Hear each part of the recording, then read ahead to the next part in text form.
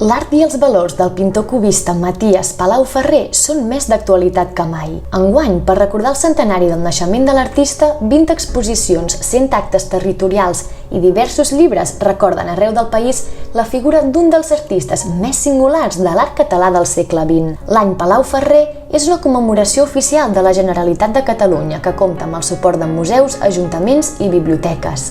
En aquest context, el Museu d'Història de Catalunya ens ofereix la possibilitat d'endinsar-nos en l'art més compromès del pintor Palau Ferrer.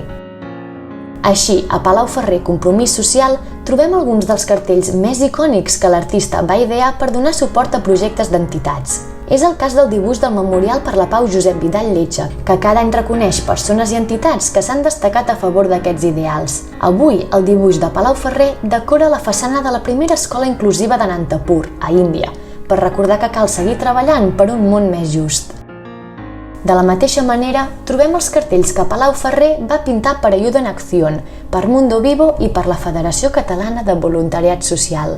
L'any 1982, Palau Ferrer va crear un dels seus quadres més emblemàtics per Amnistia Internacional.